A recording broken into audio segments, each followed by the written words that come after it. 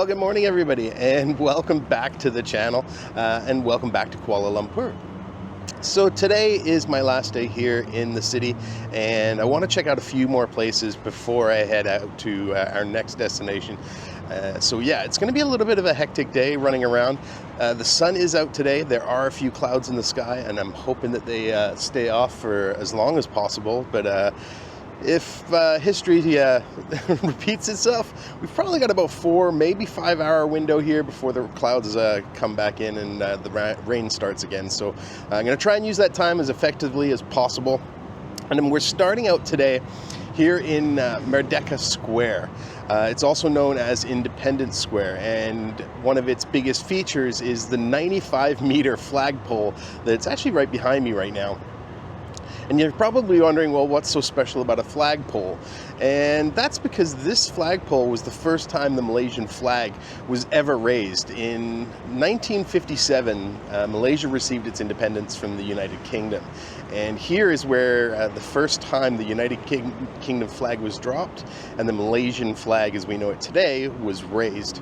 The grounds that it sits on was actually once a cricket pitch, if you can believe that.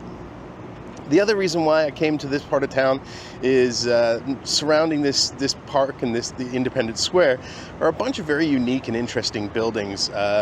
Starting with, and I'm going to read this because I don't want to get it wrong, Sultan Abdul Samid Building. It was built in 1897. And it was originally a government building. Today, it is not a government building, but it is a beautiful building. It has a 41.2 meter clock tower to it, and that's supposed to represent and resemble after Big Ben in London, England. So I'm kind of curious to see what that looks like. But many other buildings around this area. We're going to go check out the square. We're going to go check out some of the buildings around the square here. And then we're going to have a quick run over to a little spot to check out something on our way to our final destination of the day. So yeah, let's go. Let's go check out Merdeka Square.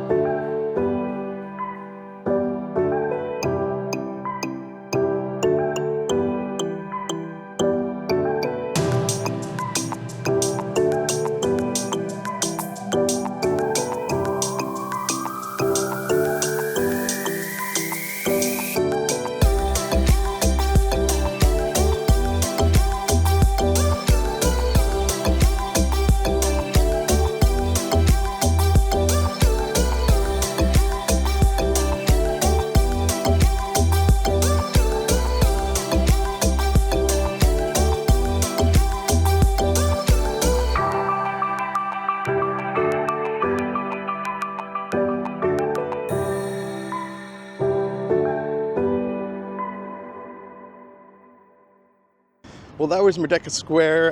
Definitely a beautiful little part of the town. If you're ever in Kuala Lumpur, definitely recommend coming to see this part of the city. There's some stunning buildings here and some very unique architecture to check out.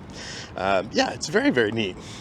But if we want to try and take advantage of this day and get out and see some things, we're going to have to get going. I do want to stop off somewhere and show you a pretty unique shopping street over in Chinatown before we head to our last place. So let's get going.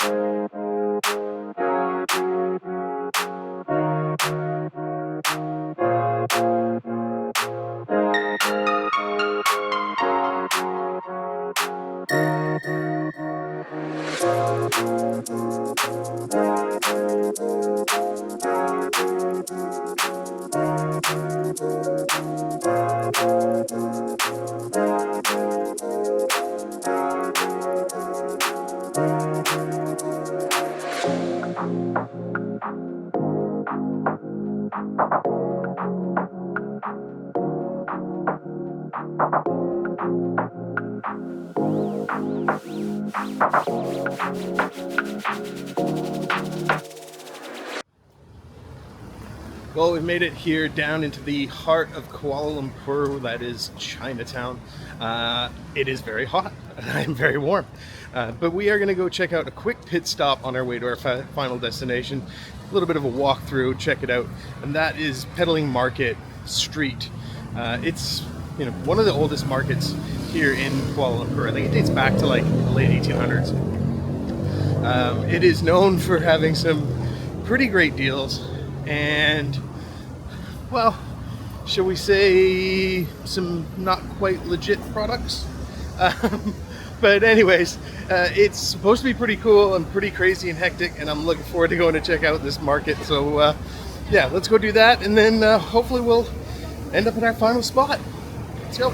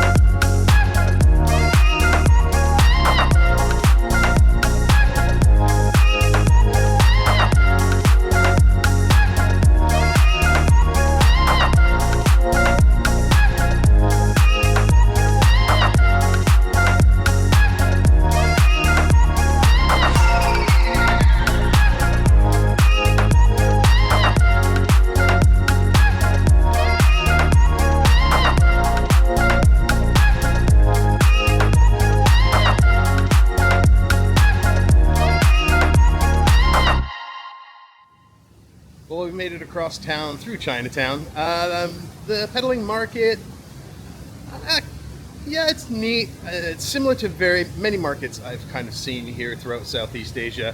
A lot of similar goods on for sale. You know, your typical sort of knockoff handbags, shoes, watches, and then of course a lot of tourist souvenirs that you can pick up there. But yeah, it's neat. It's worth going to check out if you're in the area. Might as well walk through and take a look. But we've made it all the way over now to the National Mosque. Yeah, I was kind of a little upset that I didn't get to go to the mosque that was in Jakarta. So I thought I'd come here to the National Mosque here in Malaysia. It's actually relatively new. It was built in like the 1960s. It does sit on about a 13-acre park, which is kind of neat. And it holds up to about 15,000 people. Now, the main sort of dome that's here has an 18-point star shape to it. And that is in reference to the 13 states of Malaysia and the 5 pillars of Islam. So, yeah, looking forward to checking this place out. Have heard mixed reviews from people about this place, so I'm not quite sure what to expect. But, hey, let's go take a look, and I'll let you know at the end.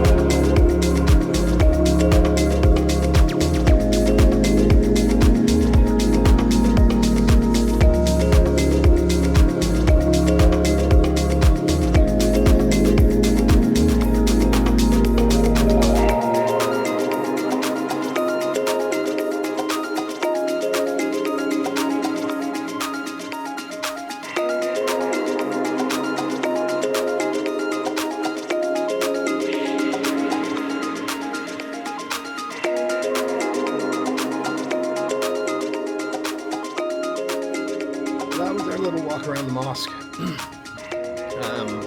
Very beautiful place, actually. You can tell that it's fairly modern compared to most of the mosques that I've been to that are, can be upwards of hundreds and hundreds of years old. This one is definitely very, very modern. I was a little bit surprised at the size. I was expecting slightly bigger space, I guess. That's me. That's my expectations falling short. A couple of surprises about the place. First and foremost, they ask you to take off your shoes pretty much as soon as you arrive. Most mosques I've ever been to, they ask you to take your shoes off before entering the prayer room. And that goes for pretty much a lot of sites, temples, other things.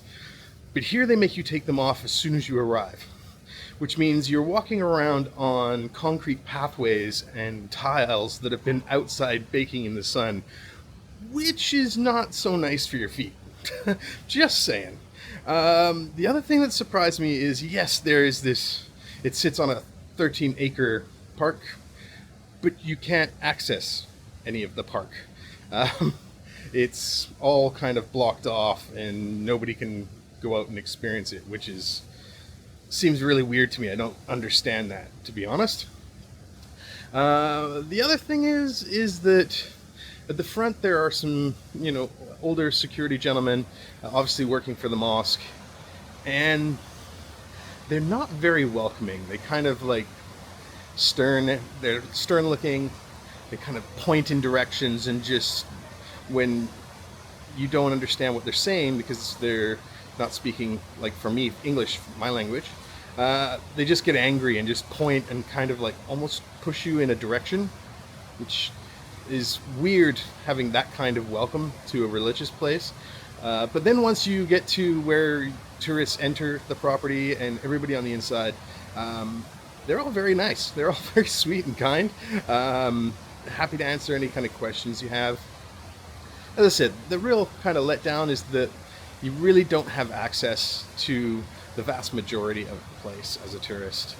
And even though it is free, it would be neat to go and experience somewhere else, if I'm being completely honest. But if you're in the area and the timing fits, because they are closed, I'm going to get this wrong, but I think it's between noon and 3 p.m. For prayer time only. So anytime outside of that, if you're in the area, you might as well pop in, take a quick look at it, and take some pictures. There are some pretty cool shots here.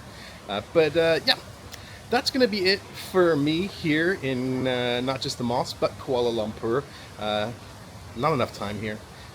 I do want to come back. There are many more, well, not many, but at least 4 or 5 more places that I'd really like to see. So definitely in the future, I'm going to have to come back here and check this place out again. Really enjoyed my time here. The people, like all over Southeast Asia, have been very nice and kind. The city's clean and tidy.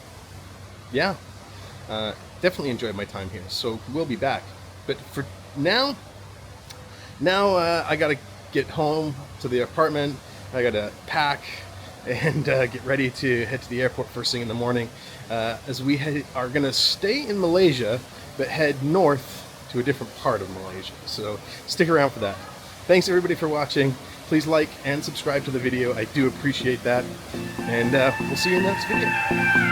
Do you miss me at all? Do you think about the things we used to do? No, you couldn't stand tall. So why didn't you call?